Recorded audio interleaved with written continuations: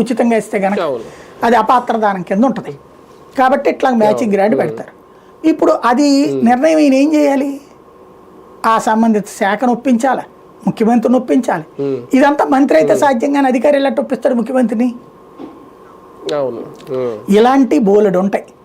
వాస్తవంగా ఈ సమీక్షలు అనేటటువంటిది సెక్రటరీలతో నెలకు ఒకసారి పెట్టుకోవాలి. నెలకు ఒకసారి మంత్రి గారు ఎవరైతే ప్రస్తుతం మంత్రులు ఉన్నారో వాళ్ళు వారానికి 2 రోజుల పాటు కంప్లీట్గా, అంటే ఇదివరకు నాకు బాగా గుర్తు, ఒక 2-3 మినిస్టర్లు పేషీ దగ్గర లేరని చెప్తారు.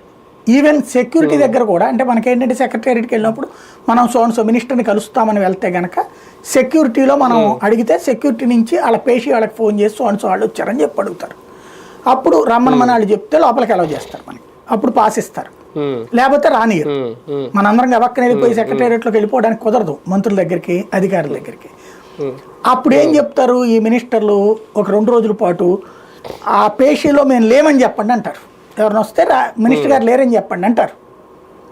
వీళ్ళు ఏం చేస్తుంటారంటే కార్యకర్తలు, ఈ పనులు కావాల్సినటువంటి వాళ్ళు ఈ మంత్రులు చుట్టూ ఉండే పిఏలు, పిఎస్లు, డ్రైవర్లు ఉంటారు కదా, వాళ్ళకి అసిస్టెంట్లుగా ఉండేవాళ్ళు, వాళ్ళతో అప్రోచ్ అయ్యి వాళ్ళ ద్వారా తెలుసుకుని అక్కడికి వచ్చే ప్రయత్నం చేస్తారు. వాళ్ళకి కూడా చెప్తారు మినిస్టర్లు. ఇదివరకు చెప్పేవాళ్ళు మనం సెక్రటేరియట్కి వెళ్తున్నామని ఎవరికి